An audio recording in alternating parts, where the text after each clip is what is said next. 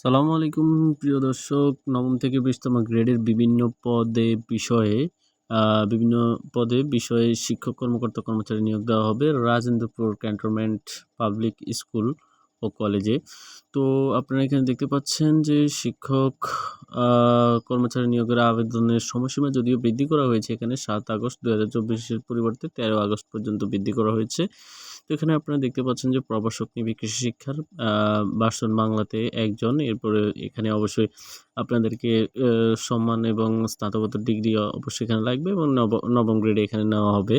এরপরে আপনারা দেখতে পাচ্ছেন 2 নম্বরে সহকারী শিক্ষক বাংলা একজন, ইসলাম ও নৈতিক শিক্ষা একজন।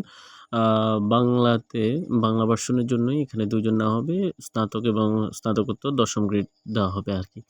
তো এই ধরনের স্বায়ত্তশাসিত যদিও এটা, তারপরেও এখানে হচ্ছে যে সরকারি যেই বেতন গ্রেডগুলো রয়েছে সেগুলা ফলো করা হয়। এরপরে আপনারা দেখতে পাচ্ছেন যে 3 নম্বরে সহকারী শিক্ষক বাংলা একজন, ইংরেজি একজন, গণিত একজন, বিজ্ঞান একজন এবং ইসলাম ও নৈতিক শিক্ষা একজন, তথ্য যোগাযোগ প্রযুক্তি একজন, চারুকারুকলা একজন। এটা হচ্ছে ইংরেজি ভার্সনের জন্য 7 জন নিবে। এখানে ইংরেজি ফ্লুয়েন্টের দক্ষতা চেয়েছে এবং সেই সাথে স্নাতক এবং স্নাতকোত্তরের যে ডিগ্রি আপনাকে সেটা থাকতে হবে 10ম গ্রেডে।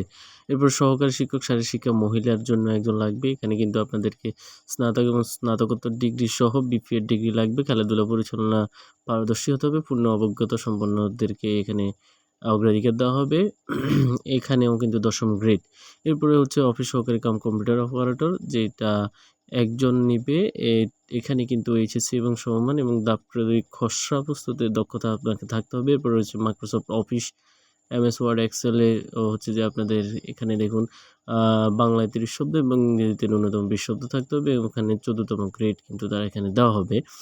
এরপরে দেখুন যে ল্যাব সহকারী পদার্থবিজ্ঞানীর, তো আপনারা এখানে দেখবেন যে এখানে কিন্তু এইচএসসি পাস করতে হবে বিজ্ঞান বিভাগ থেকে এবং মাইক্রোসফট অফিস, ওয়ার্ড, এক্সেল ইত্যাদিতে আপনাদেরকে অভিজ্ঞতা থাকতে হবে। এখানে 18তম গ্রেড তারা মেনটেন করবে।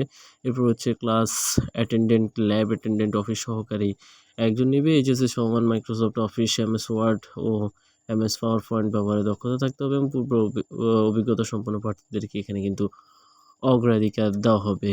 তো এই আবেদনটি অবশ্যই অনলাইনে করতে হবে। আপনারা এখানে অনলাইনে আবেদনের